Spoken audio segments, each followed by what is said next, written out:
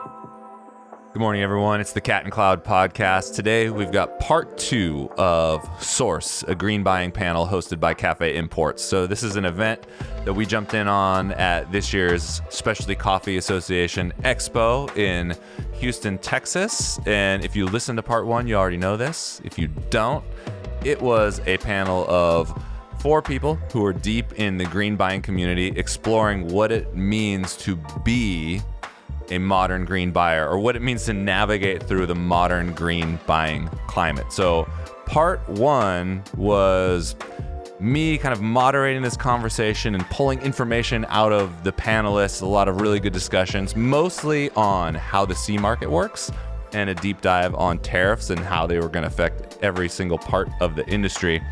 And this part is audience Q&A. So we had really thoughtful questions from the people who showed up to spend time with us.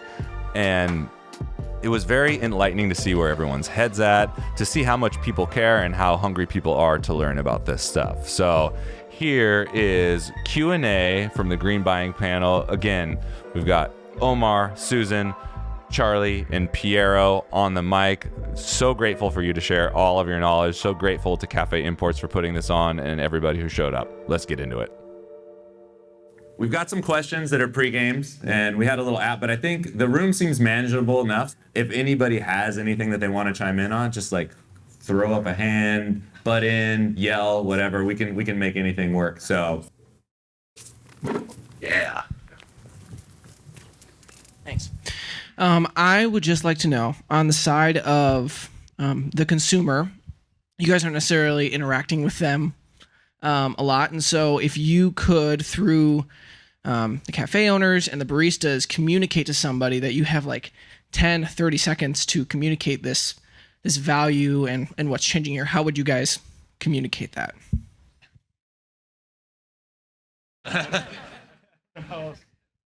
Yeah, is it not enough what I do? I don't know, because I also used to be a barista, and I remember there was, I forget what year it was like 2009, 2010.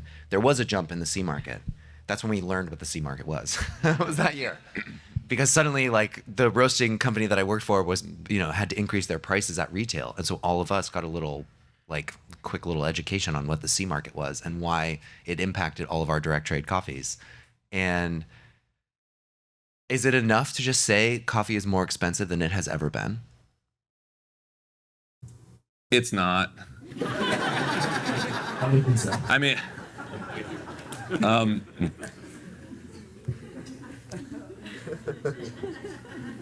your guests probably love coffee, but they love the way you make them feel even more. So leading the conversation with coffee, if you're trying to maneuver through this and you're putting coffee at the front, I think you've already lost, as passionate as we are about this. Like, I've spent my whole modern life being a part of this industry because I fell in love with this thing. And sometimes it's interesting to know that that thing is actually secondary to the interaction that you have with the people. It's like, you want to create a place where people feel seen, where people trust you, where people have the best times of their lives, where people go and immediately leave and want to tell all of their friends about what they experienced at this shop with this crew. And it has to hit in the emotions. And I think that is one of the things that some of us have done well, but as a whole industry, there's so much more room to grow in that way. And one of the things that gets in the way of that is, interestingly enough, coffee sometimes. And I'm as guilty of that as anybody else. I remember being a new barista, finding all this stuff, and all I wanted to do was just shove specialty coffee down the throats of everybody. It's like, you will love this. This is worth a lot of money. A lot of people worked really hard, and it's brilliant. And people are tasting it. They're like, I don't know. I don't get it. I don't get it. I can tell it's different than what I've been drinking, but I just don't really understand. So a little bit of humility with the product, putting that behind the guest interaction, and then once people are emotionally connected with you, they'll follow you anywhere. And then you have that trust, and they know that you're not just raising prices just to raise prices. Or, I'm sure everybody who has a business has been in the shop, and someone comes in, there's a line out the door, it's booming. People are like, man, you guys are fucking killing it, huh? And I'm just like, this is awesome, but it's not what you think. So that's my halfway answer to your question. Yeah, I think the answer also needs to be really individual. Like your answer is your own because coffee is such a small part of in terms of cost and raw materials of the beverage that goes over the counter. And the margin on top of just the cost of coffee looks ridiculous, right? It's like 90% or something over the cost, the actual cost of raw material, roasting and production, etc. It's like a few cents per gram ultimately. And it's like you're selling someone a $5 cup of coffee. And it's like that margin looks ridiculous to a customer. But you also have a business and you have people you're taking care of and you have properties and, you know, insurance and things like that. And it's like, it sucks to just say like, ugh, everything's so expensive. I'm sorry, you know, but you have your own answer depending on your own business and your own people, I think. It's not just the coffee. Right. Chris was saying. And then one of the things that makes me feel a little bit more comfortable about this is if the cost is going up in the way that we've seen it going up, it's not going up for just you. It's going to go up for everyone. So someone's going to have to lead the market in these price increases if we have them. But eventually, everyone's still going to be in the same ballpark price-wise. You know, and we see that where we're at. I see that here. Specialty coffee roasters, specialty coffee retailers, the pricing's not so different in most of them. Everyone's pretty price competitive. So you won't be alone in this journey. So maybe there's some friendship in that. I think one thing at SCA which has been really great is seeing everybody here and knowing that we're all kind of in this together. But I think because of what's happening and we are businesses, we have things we have to pay, that self-preservation and not wanting that to kind of take priority over why we got into this in the first place.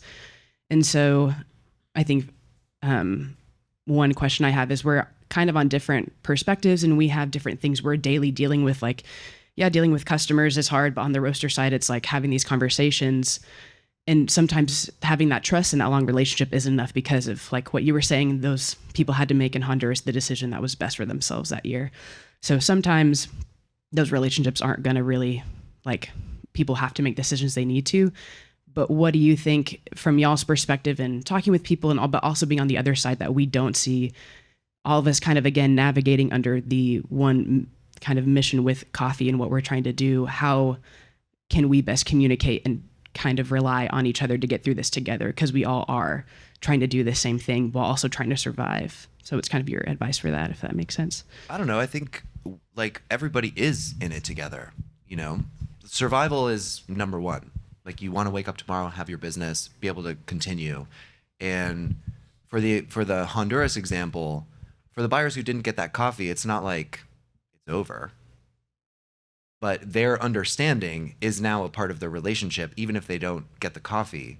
The relationship is probably better, right? Because it's had this test, and now they understand more the perspective of the community that's growing the coffee and their constraints and their opportunities. And it's like, it's kind of a win for everybody. You know, I don't see it as like people making decisions for their own survival so that they can continue in business with the best intentions. I don't really see that as alienating.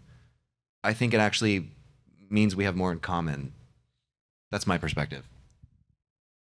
Yeah, it can feel so isolating when you're going through hard times, and I feel like we're all going through hard times. And as trite as it sounds, I think really leaning into the relationships and increasing communication, it's more effort, but it's a great chance to lean on your importers and say, hey, we would love, can you have, apologies if I'm already going to fill up your time here with this, but we would love, could we do a Zoom call with our baristas and get a producer on the call and have an hour where they get to ask questions, where we can say, like, we've all worked a long time to establish our relationships, both with our supply chains, but same with you and your customers. So inviting them into the conversation, because once you understand what someone's going through, I think there just leads to a lot more empathy and understanding instead of just seeing that price increase. So that's one thing that comes to mind. Yeah, I think one of the other things is just transparency in the community. You know, one of the things that I fell in love with, one of the reasons I fell in love with coffee was I remember being a barista a long time ago, and people kind of sharing things, sharing recipes. I remember the first time someone let me use their Chemex, and that was just like revolutionary. But I think that it's happening even amongst us, I'm talking to our competition a lot more than I ever have.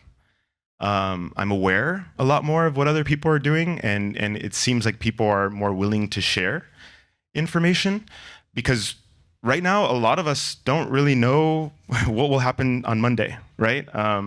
We might wake up to something completely different, and we won't know how to navigate that readily. So I think part of it is, that central pillar of specialty coffee, transparency, not just in the downward stream, like where we need to know what the farm gate price is, but transparency in all regards in the industry. So I think keeping yourself open to that, and not being afraid to ask questions and be genuine, I think that that's probably one of the better ways to find support here.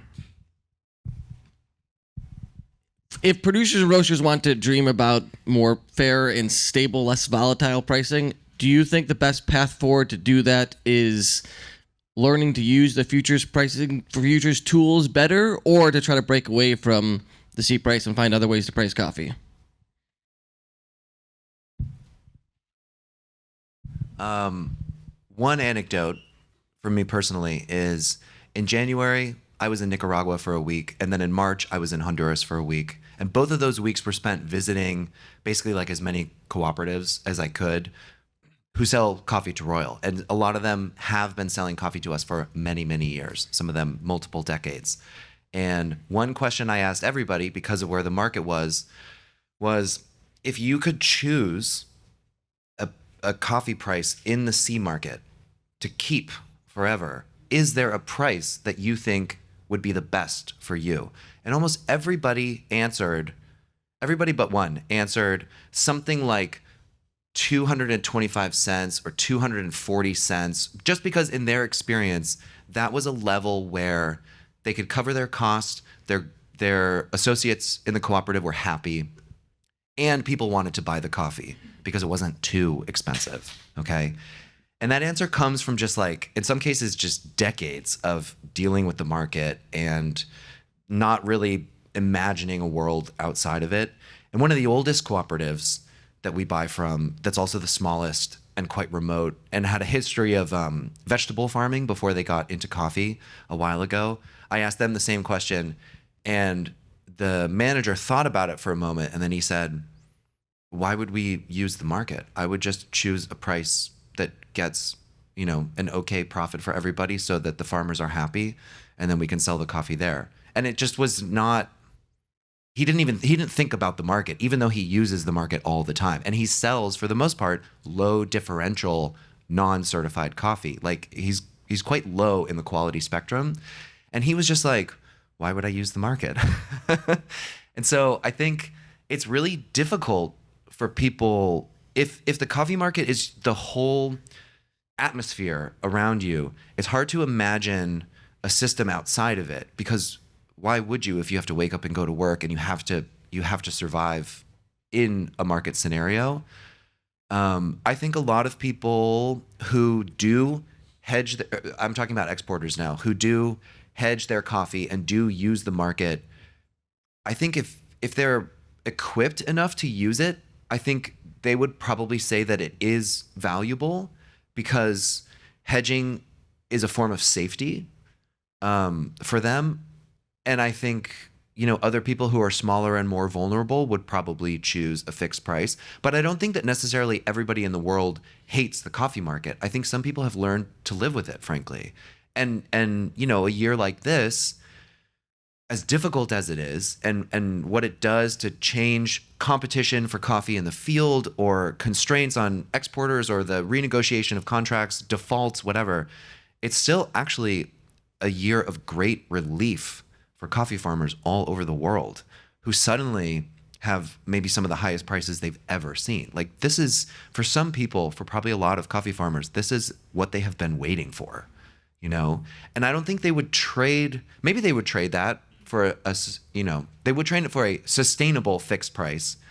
But I think not knowing what that is and not having that offer on the table, most people are accustomed to working with the market. And if they're sophisticated enough, it works for them. Not everybody fantasizes about a world outside of it. Yeah, it's really hard. I think that in this industry, we're all kind of looking for fairness. Coffee, maybe this is like a hot take, but it's inherently unfair. It's extractive. So we just have to try to do our best. Again, like I said earlier, the C market's inescapable, right? So it's going to exist for a very long time unless something catastrophic happens. I'm not sure how to dismantle that system. It's something that we have to like learn how to live with, which we already are. I think one of them is, one way to do it is knowing more. Like I said, the transparency, knowing where your coffee comes from, being curious about that. One of the major drawbacks of the C market is that it's not based on costs, right? So I think that that's first and foremost, knowing what costs are. We've got several projects where we try to do that with, at least in Colombia, where we try to do that with some of the producers. But at the same time, that's all volatile, right? So the prices that we're talking about today, a year from now might be completely different. Again, land value, cost of labor, fertilizers, things like that. So I think one of them is just knowing where your product comes from and also kind of generating that trust with whoever your provider is, whether that's an importer, exporter, or producer. I think it's not enough to just say like, all right, we're gonna buy fixed price coffees or we're gonna continue working within the C market. I think just adding a little bit more of that knowledge and finding out a little bit more about who the growers are, what the supply chain is, I think will also help you kind of justify any potential price increases or justify a coffee that you might think is in price unattainable.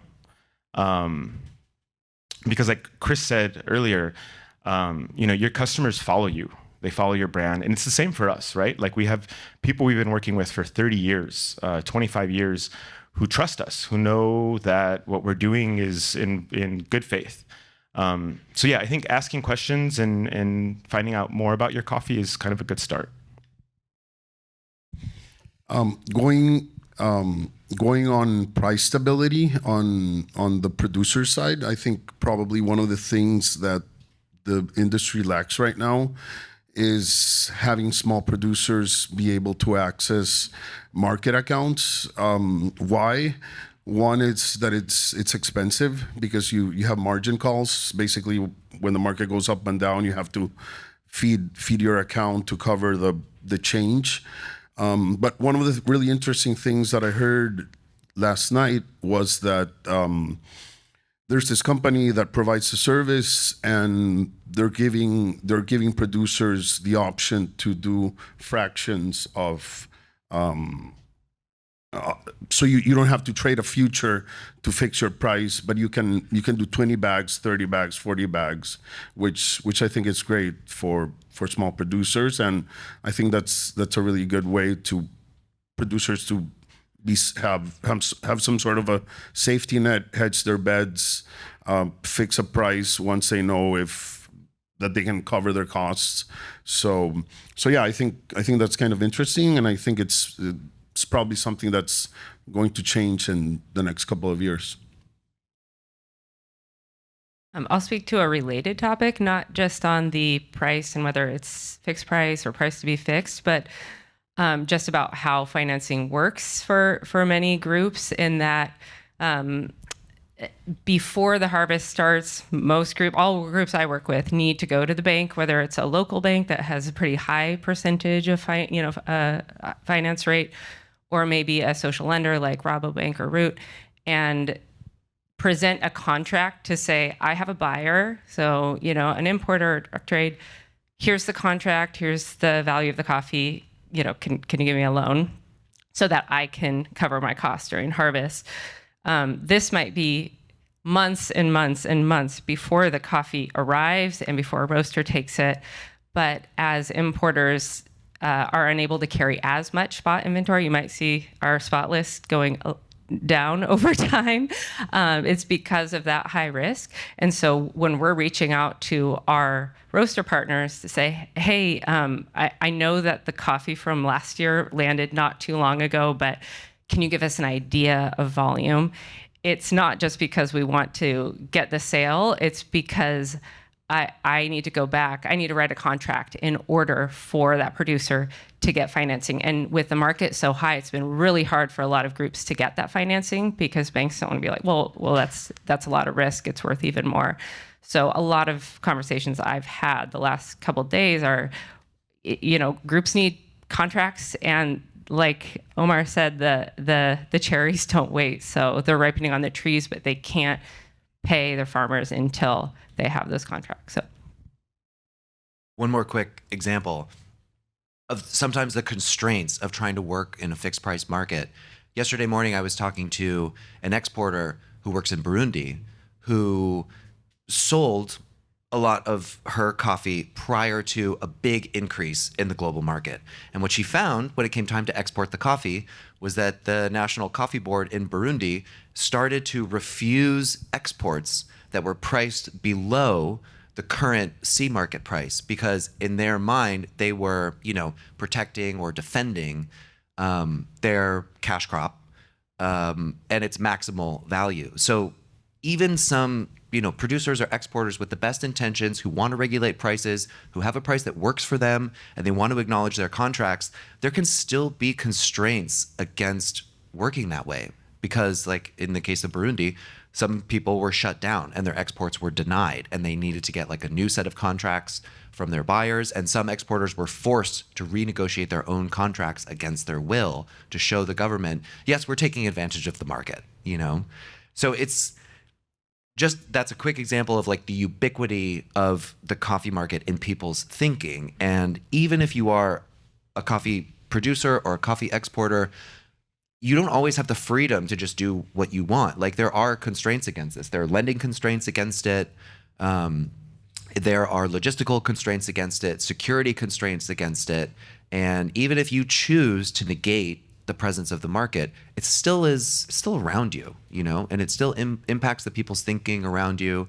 I remember when I used to work for a roasting company during a really low year in the market, and we were paying, we were buying, most of our containers were around like $4 per pound FOB or something, and the market was at like $1.07 or something. And I was talking with our CEO, who loves coffee, didn't know a lot about coffee supply chains, and we were walking and talking, and he was like, oh, I just had a cup of, the Sumatra coffee that you bought, and it's one of the best coffees in the world. It's one of the best coffees in the world, isn't it? And I was like, yes, I think so. And then he was like, great. Anyways, I've heard that the sea market is very low. Is this something we can take advantage of? And I'm like, no, we can't. So even it's like in daily conversations with people, with business owners, and especially on the export side, it's just sort of like, you can talk about your coffees, and that's one thing, but also like, we're also kind of thinking about the market all the time. Everyone's trying to take advantage of it. So yeah, there's constraints all around us. Hey guys. Something that I think I've seen with a lot of roasters and cafes, ourselves included, is that we all fall into the tendency a lot of times to just do like a cost plus pricing model. Buy coffee, punch a number in spreadsheet, spits it out. That's what we're going to sell it at. And then, a lot of roasters who have lagged behind with raising prices might be having to do so now. But is it ethical, frowned upon to, with this increased price, to switch to a more values-based pricing model, to where if we're seeing that consumers are willing to pay a certain price for our product, even when the market price goes down, that first of all can enable better, more sustainable margins for our businesses, and then second, can obviously enable us to buy better, more traceable coffees. I think of, example being, I was in Colombia a couple weeks ago, and one of the producers was asking how the volatile sea market is affecting us. He's like, I don't know how it's affecting you. I was just able to pay off all my debt. So, and that really puts it into perspective of, if the sea market does taper down, what kind of standard can we as roasters set to not be willing to go back to that place? And how can we communicate amongst each other to make sure that happens. Because as Chris was saying, a lot of times it's you see your pricing according to your competitors and the people who are in the industry with you. So it almost takes trailblazing and courage to stay at that point. So I don't know. Just would love to hear thoughts on that. I mean, that's a great argument for relationship buying, I think. Something that works for both sides, that's great. Importers don't work, well, I mean, you of course can answer for yourselves, but I would say almost no importers really work at a cost plus model necessarily. Like we talked a little bit about price averaging and things like that, but it's like, I'm sure all of us here have sold coffee at a loss before because of whatever circumstances. I mean, that's normal. It's almost inconceivable with the current tariffs and the ability for the coffee market to change so quickly. It's almost inconceivable that somewhere we aren't going to lose a lot of money just because we can't keep up with the changes, And it might be that an individual coffee is profitable because we can bring it in and sell it at a cost plus, but it might be that overall we're starting to lose money because we're not keeping up with a lot of the changes. So I don't know that importers are the best answer to that question. I think buyers, meaning roasters, and producers are the best answer to that question, because importers being in the middle, like we're facilitators of these agreements, and what roasters bring to me, for example, an agreement that they have set with somebody, then we're just facilitating the movement of the coffee and maybe some financing, et cetera, depending on what the roaster needs. But it's like, we're not trying to change a roaster's calculation of a value of a coffee if they've worked it out with the producer of that coffee. I just think the question is best answered by the two most important people for that coffee, which is the person who's selling it and the final person who's buying it. I don't know that an importer really can answer that.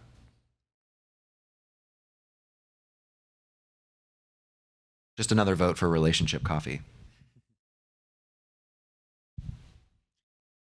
Well, thank you to this panel for all these interesting conversations and the questions. But I did want to ask, just to end on a positive note, we've heard a lot of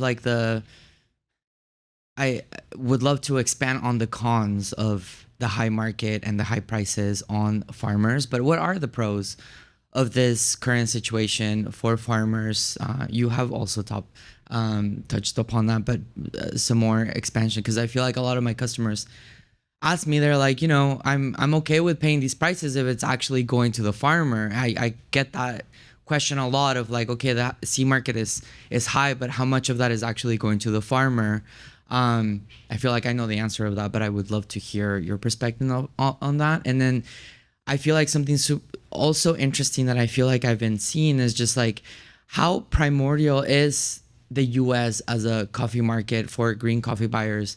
Is there a new competition of other even internal markets for the consumption of specialty coffee?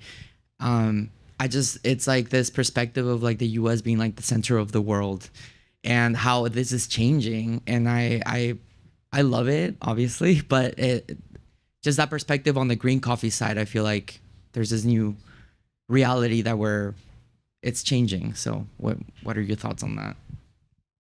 Okay, I'll go first, and then I'll pass the mic. I'm holding it. Well, we talked about some of the price relief, from the perspective of growers who, again, if you have options for selling locally, and if you have local buyers and you have an okay relationship with them, local prices can be really, really good. And there was the example of a grower paying off his debts, how are you doing in the market? I love that answer. So, I mean, that's one example. Another one that's sort of bittersweet, I think, is the pressure on roasting companies and consumers to adjust to higher prices. I remember,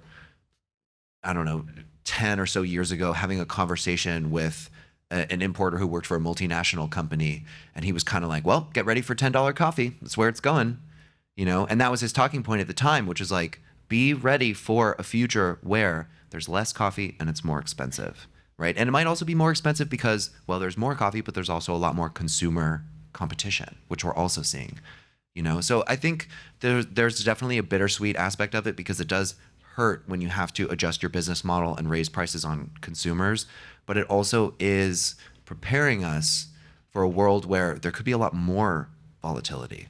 You know, we could go from here to 50 cents to $10. I don't know. But being flexible and learning how you can adjust to stay in business, you'll never forget those lessons, I think. And that's it's a good stress to have right now. You know what I mean?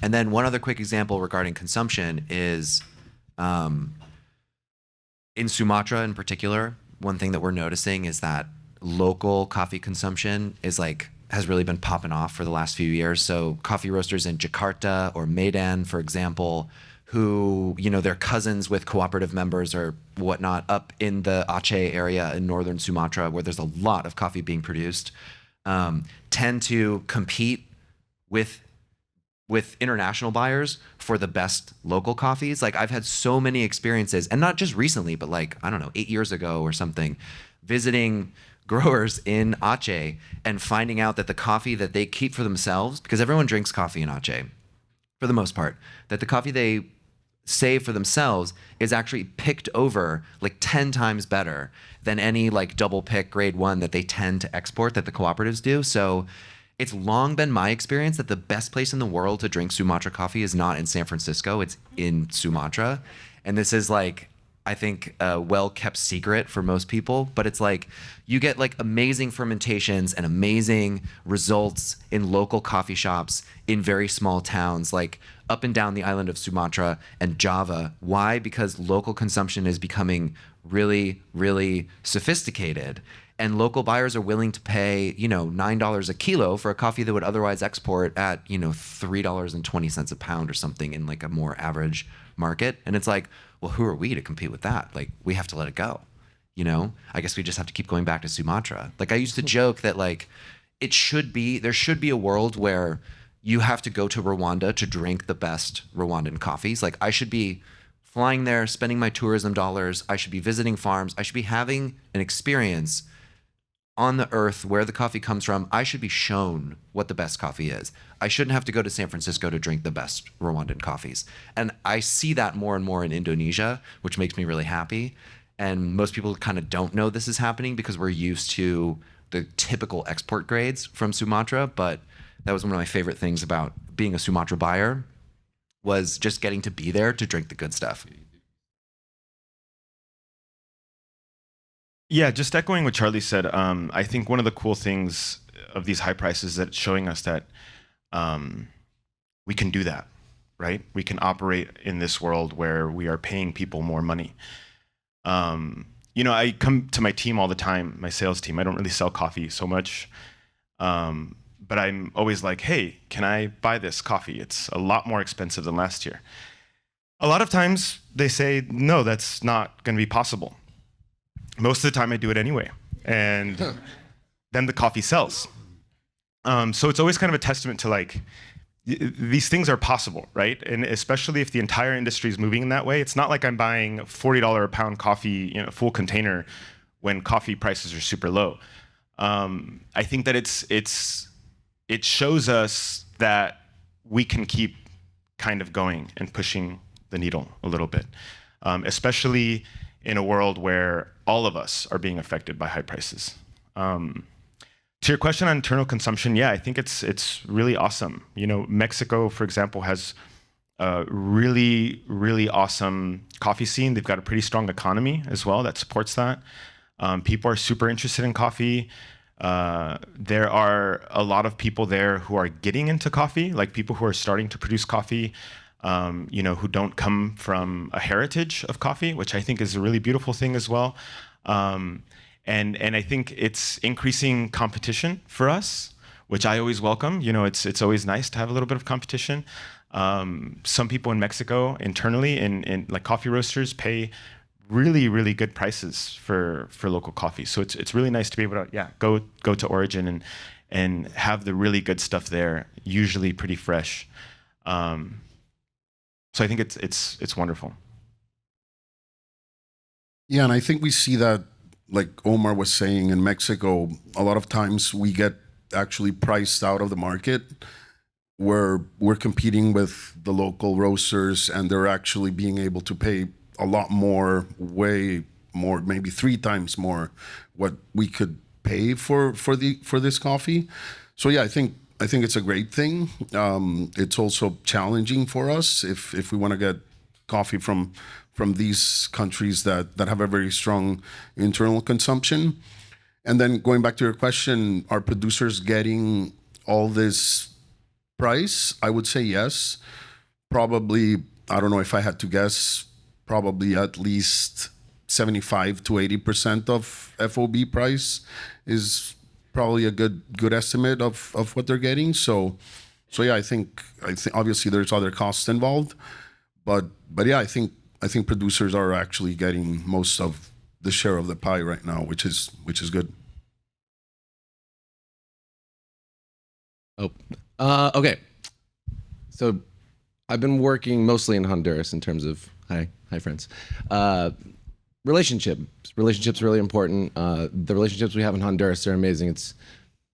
So I guess it'd be 8 years now I've been going, and all these things are resonating that we're talking about today. And something that has been just consistently challenging for me, and I think us as a company, is you want to find this emotional connection from guest to producer, and you want to find a way to support. So, this is going to be a little bit long-winded, but you're talking about all these factors that are so real. We find these relationships, we set a great price, quality's good, this is awesome. We're buying all your coffee, you're new, you're coming up. And then we have this volatility in the amount of coffee coming and going, right? So one year, one of our producers, we're buying all your coffee, we're in this with you for the end, till the end, 20 bags next year, 60 bags all of a sudden. And we're like, we're going to figure this out. And this is a long-winded way of saying a couple of things and asking some questions. Have you seen people taking unique approaches to support producers in different ways? And the Best Friends Club for us is one way of doing that, where we tried to find a way to bring value and specific money directly to our producers in relationship and skip all the supply chain. And the reason I'm bringing that up isn't so much to talk about the Best Friends Club. It's exactly what you're saying in talking to our producers. All of a sudden, also, fertilizer is so expensive.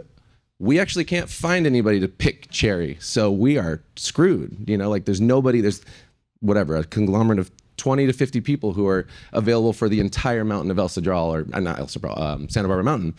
And so this is kind of a long-winded question of, have you heard other approaches people might be using to try to connect and find a way to bring value to the producers while this changes? Something that could be a little bit of a fix, like we got your back no matter what. And that's where the Best Friends Club came from. It's $1 set aside per pound that just skips the entire food supply chain, and then we give it back to the producers that we work with that are in that program. And it is very much specifically relationship based, because we'll get there and I'll have these conversations of like, yeah, we need prices to come up. We need you to buy more coffee at a higher price. I'm like, that is awesome. We'd love to do that. How, and how does this all work? So anyways, and I don't know if you want to jump in on anything more, Chris, just because we talk about this all the time, but that was one of the solutions that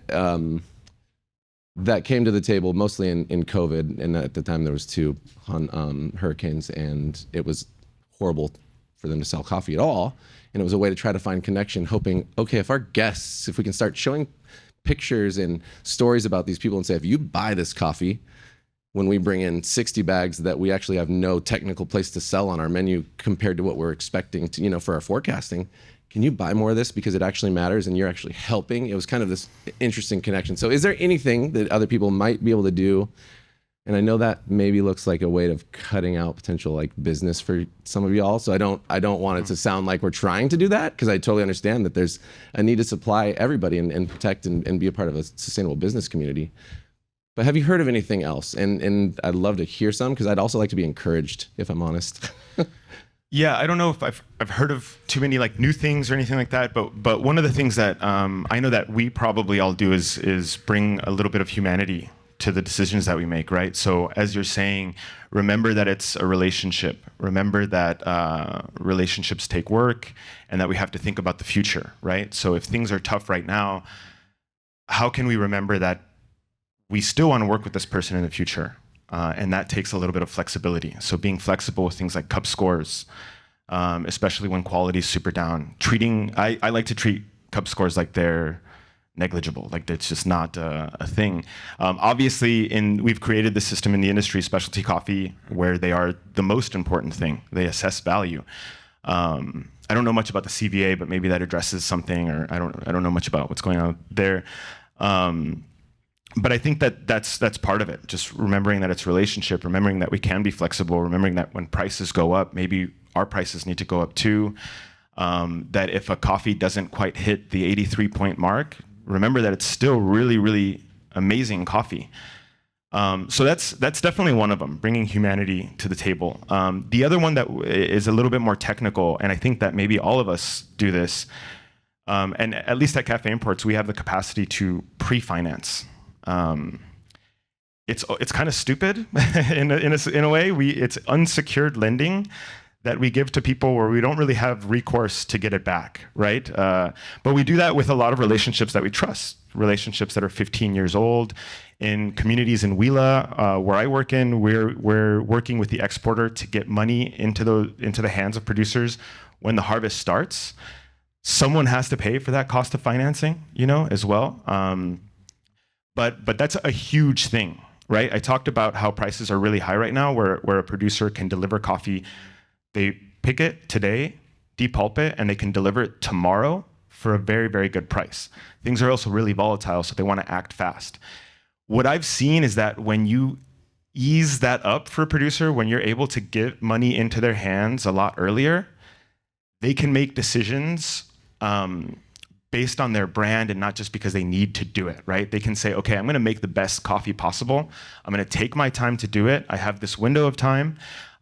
So that's, I think in at least mine and Piero's tool chest, probably one of the biggest things that helps. And I think that it also is indicative in the fact that it's the coffee is usually better when people have time to invest in it. So pre-financing and then, humanity. Going off on how can we add value? Pre-financing, definitely. We have a couple different parchment buying operations. So we're also able to pay producers in advance, or basically when they deliver the coffee versus when the coffee ships. So I think that's also an advantage to us to get access to these coffees and also to get money into the producer's hands quicker.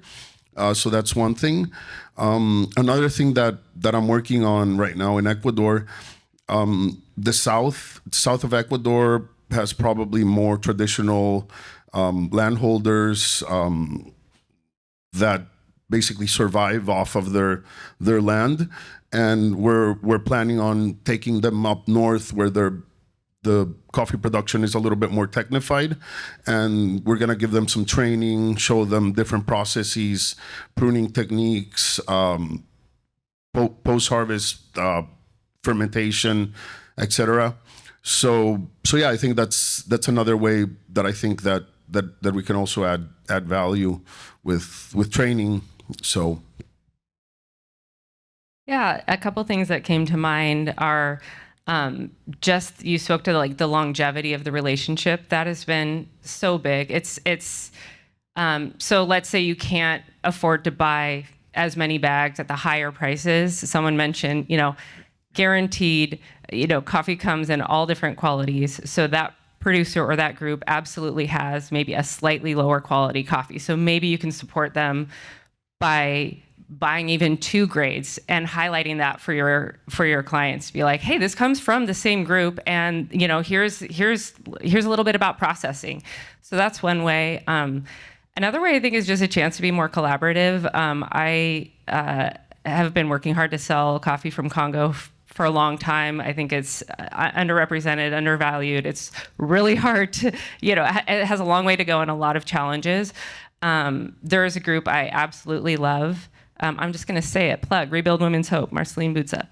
And many other groups that we have worked with, Mungano, other really great cooperatives. And sometimes I don't have the demand as much as I value the relationship, went out to dinner last night, good friends. and producers will come up to me and say, this other importer really wants to buy our coffee, but you've been working so hard. I just want to kind of have this conversation.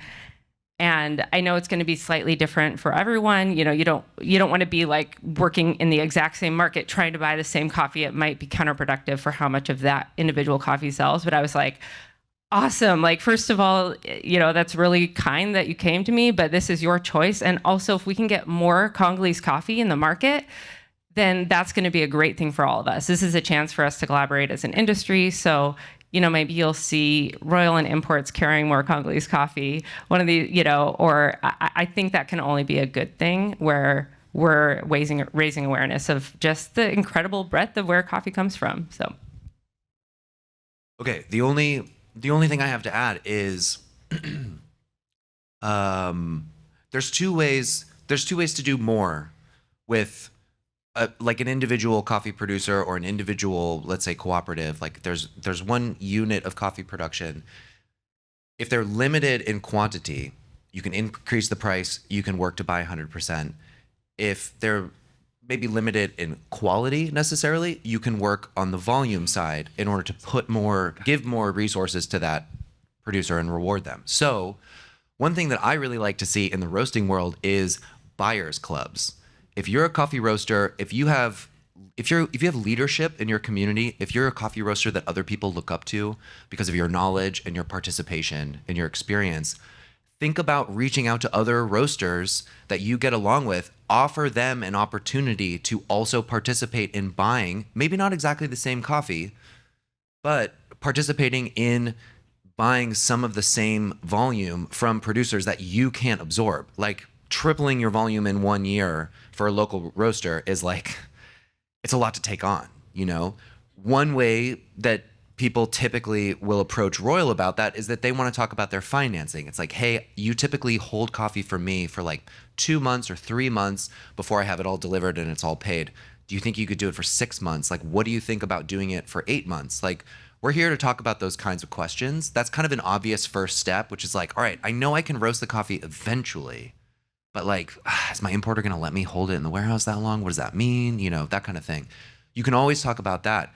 But one great way to also manage some of this is to get other roasters together and try and figure out how everybody can share a greater volume of the coffee. And then together, it's like, maybe they're in your region, maybe they're buddies of yours from when you lived in a different city or something like that. You can figure out ways to share shipments of coffee. There are like a handful examples of this that I have facilitated, and it's very cool. And I think this also ties into the question earlier about like, how do we stay connected to each other? It's like, well, if you're getting realistic about really wanting to buy everything that someone or a group produces in order to remove them from the volatility, really have a true anti-C market relationship or something like that, then it's like, well, you should have somewhere to put all the volume. Reach out to your community and other roasters.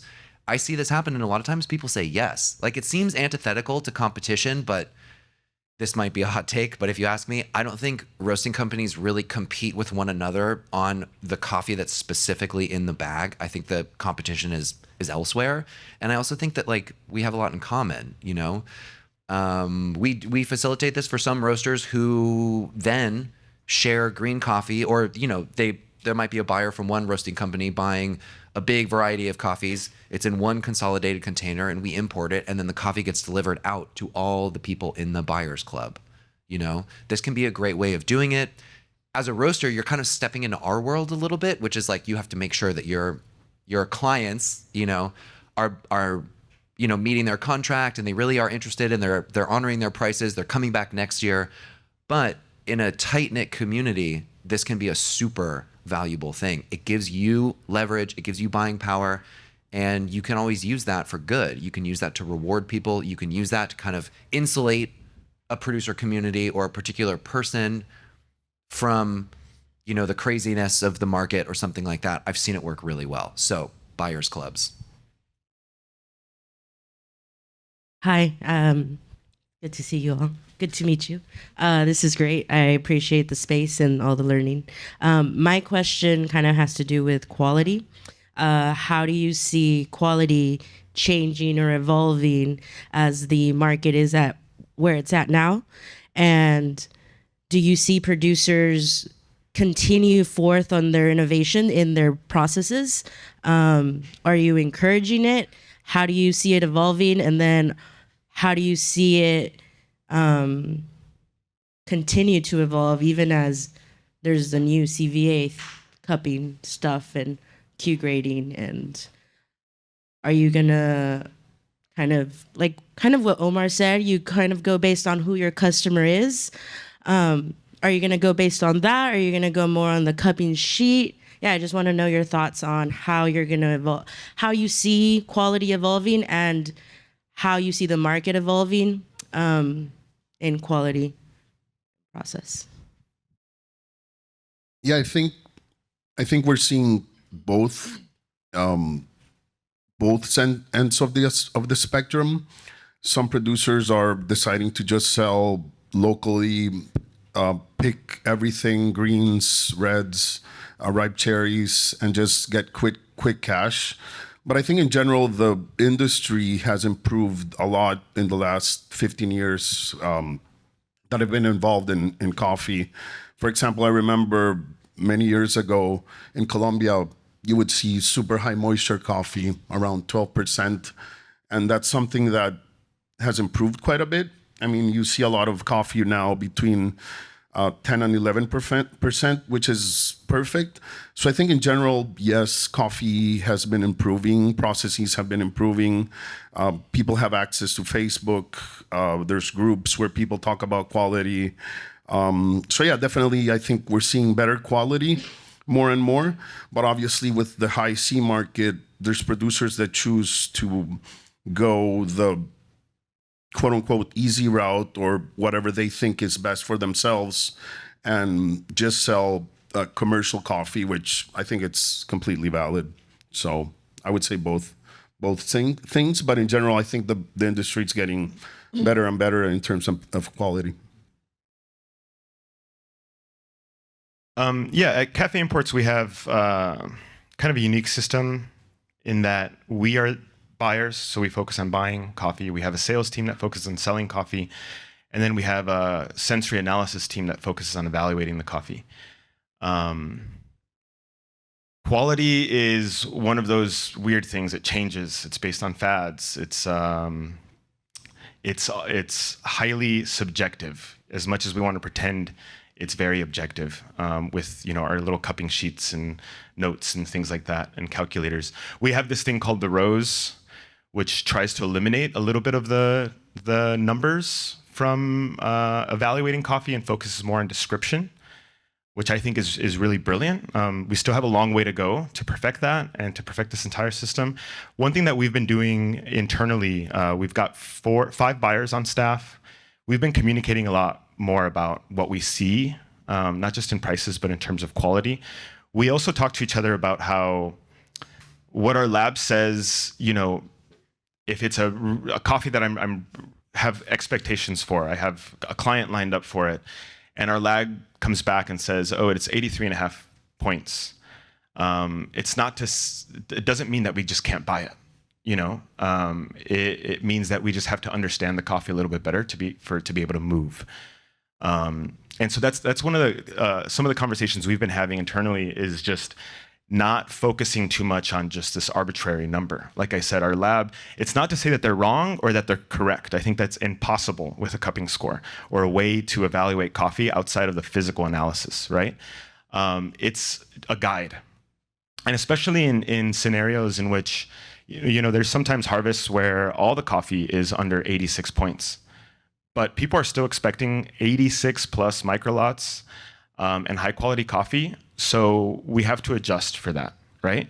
And we have this system so that our cupping team, they know who these producers are. They also travel with us a lot, but their decision isn't made the same as we do, right? So theirs is purely analytical. They're looking at the coffee blindly, and then they're giving that report to us where we're able to make the decision. So again, maybe not looking at quality as just this like hard line, right? That in order for it to be really good, it has to be 86.00 and above. And realizing that the quality quality falls on a spectrum, and that we have stories to share, we have relationships to share. I love traveling with clients to Colombia and Mexico. It's really great because coffee usually tastes better when you know the person. Coffee usually tastes better when you've been there and when you're drinking it on the farm. It can be objectively, if we had a machine, it can be the worst coffee you've ever had. But it tastes better when you're there, when you're smiling with people, when you know the story, when you know the hard work that's gone into this coffee. And I know that for most of the coffees that I purchase, not all, but most of them. But it's nice to be able to show a client that. And we've traveled to Colombia together, and I've seen that with you as well. You know, like it's just a little bit better when you're there. I'll add one thing to that, and I'll pass it off for one more question because we're getting close to time. But one of the things we've seen in the retail space is market preference is playing such a huge role in what people want. The guest coming into the cafe has no idea whether that's 90, 84, 83, 87. They don't know the score. They know what it tastes like. They know what they like. So, and I thought it was interesting that you mentioned fads, because 10 years ago, if you would have brought some of these natural anaerobic things like we're drinking today to the table, people have been like, what is this? This is not what's happening right now, but it is what's happening right now. And it's interesting. And yeah, I don't really have an answer to that. It's just it's an interesting note that your guests don't ultimately care about the score sheet. They care about what they love. Like, oh, I love this. It tastes like jam. I'm into it. Give me some more. One more for you, and then we'll wind this bad boy down.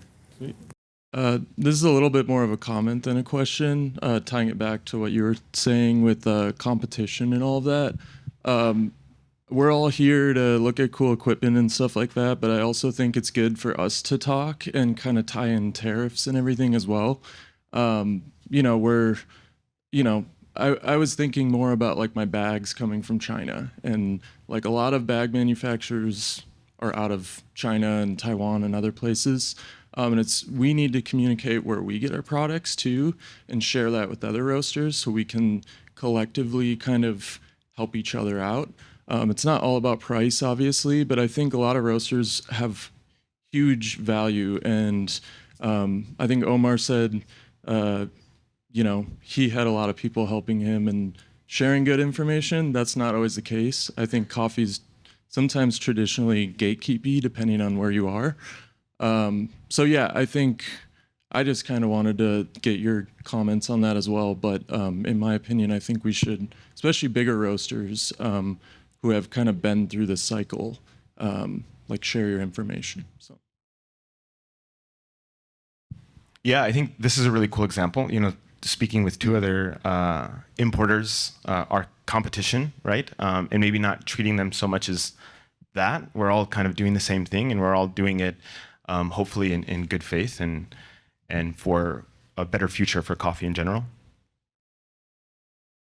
We had a roaster who had a kind of an agreement with a couple other roasters in their city that if any of their roasteries burned down, knock on wood, they would work together to make it work while they figured it out. And unfortunately, one of the roasteries burned down, and they had that. I mean, they were working overnight, but they had that work. So, if this is a metaphorical fire, if ever I heard of one, this situation we're in now. And so I do think it's a great chance for people to come together and say, hey, what can we do when one of us is struggling? And I will say, too, I love this example of getting to sit here with these other traders. And, there's not some curtain where, like, behind it all, like the curtain of Oz, we know it. Like, I'm on WhatsApp saying, what are you doing about this? What are you doing? And so with this increasing volatility, these increasing risks, it has been a really nice chance to collaborate more instead of,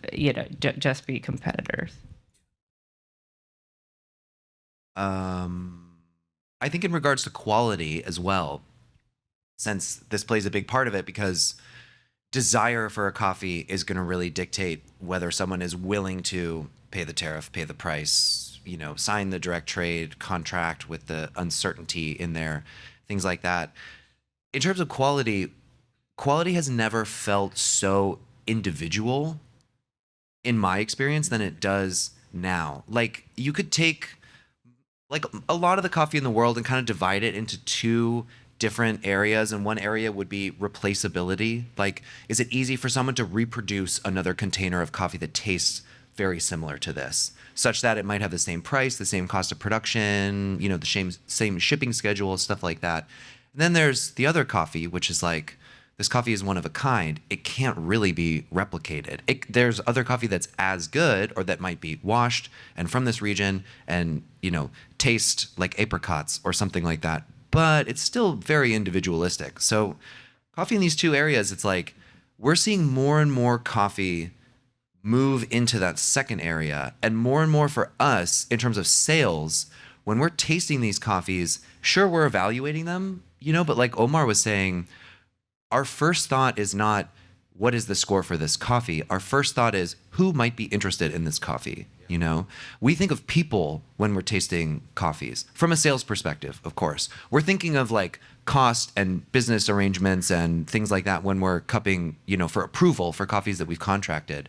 That's different. But for coffee that we're selling, when we're at the point where the coffee's arriving, or even on a pre-shipment basis, if we're offering the coffee then, it's like we tend to think of people as we're tasting coffee. So our opinion, it's not irrelevant because we are interpreters and we do curate coffees for people. A lot of our customers really want Royal to be like a sanity check on an experimental process or a co-fermentation that they maybe don't feel equipped to understand.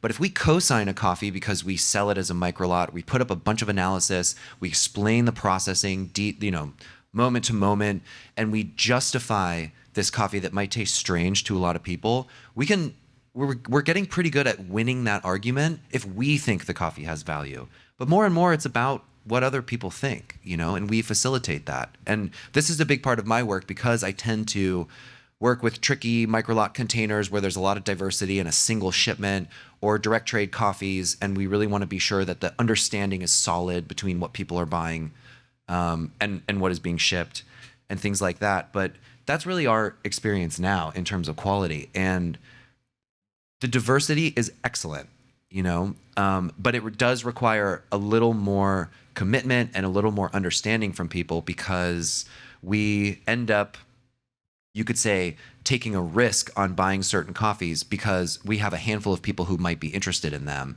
And it's like, well, if that doesn't work, if those handful of people change their mind, maybe this coffee that is really expensive, we think is exquisite, might end up being really hard to sell because it's not personally the coffee that, you know, everyone else is interested in. This is happening more with experimental processing. This is happening more with diversification as well. I mean, we just recently had a shipment of really nice microlots that was actually canceled at origin because the cooperative needed all of that quality to blend with the other full container lots in order to make sure they hit their minimum price point. And it's like, that sucks. Like the thought of all that good coffee being blended away, you know? But then again, you have to respect the decision, you know? So yeah, I guess those are my general thoughts. Like we taste coffees and we think of people. We think of our customers when we're doing it, because that's the most important thing. Who is going to like this coffee, you know? So we're thinking on behalf of our customers most of the time, more than just gatekeeping in terms of quality, yes, no, or dictating to our customers, you should buy this. Why? Because it's the best. It's sort of like, is this for you? You know, it's more like that. That's an incredible way to end. I just want to thank the panel. I learned a whole lot. I wish I had a note taker. I guess I'll watch the video. But thank you so much. It's really rare to have access to people like you all together kicking these balls around. So thank you so much. Thank you everyone for showing up. Thank you to Cafe Imports for putting this on. Wiser, setting everything up. I see you over there. Created Co for these beautiful glasses. I mean, I know you got a lot of choices to where you can spend your time this weekend. So thank you everyone for your participation. Let's wrap it up. Let's get to the show. And that's a wrap on the green buying panel. If you enjoyed this and you want to listen in a more dynamic environment, we're uploading these things to our YouTube channel. So if you want to watch and feel what the energy was like in the room, you can do that as well. If you love these panel discussions and want more of them, let us know. There's 2 ways to get in contact with us. you can DM us on Instagram. We're pretty responsive over there, or at least we log all the questions. And then on our website, there is a speak pipe on the podcast page where you can record a question for the podcast. So if you have burning desires, things you need to know, ideas for topics, just let us know. And if you want to be anonymous, let us know that you want to be anonymous. It's really fun to play the questions from people, but they don't always want them played. So just a note there. All right. Appreciate all y'all for listening. Hope you're having a great week. Stay dialed, y'all. Peace.